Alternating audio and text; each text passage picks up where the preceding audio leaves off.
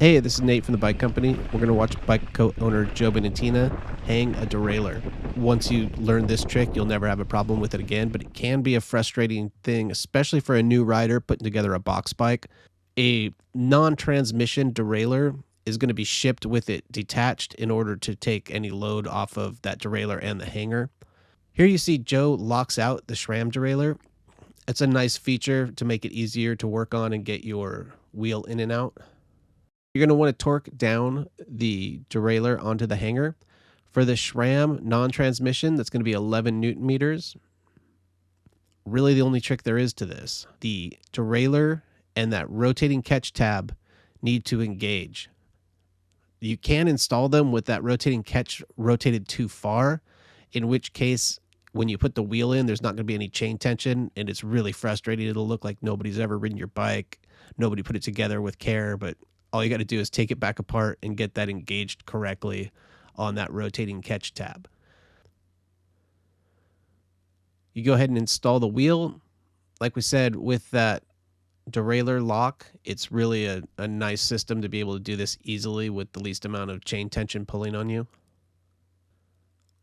And then with the SRAM systems, if you put a little bit of tension onto the lower pulley, it'll disengage the spring and it'll bring the derailleur up to tension. When you put your wheel in, put the chain on the smallest gear. It's always the easiest. So you see, this is what your chain should look like in the smallest gear, nice and compact with tension on it. Means everything's good to go. Shimano bikes, same thing. Make sure that this rotating catch is rotated to where it's engaged on the B-tension bolt, and then make sure it hooks onto the tab appropriately. From there, you're going to tighten it down.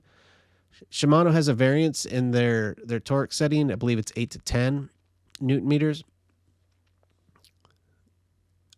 On the Shimano bikes, when you take the wheel in and out, it'll help you if you disengage the clutch when you're putting the wheel in and out, and then re-engage the clutch when you're done. And that's going to improve the shifting, but it'll also make it easier for all of these steps.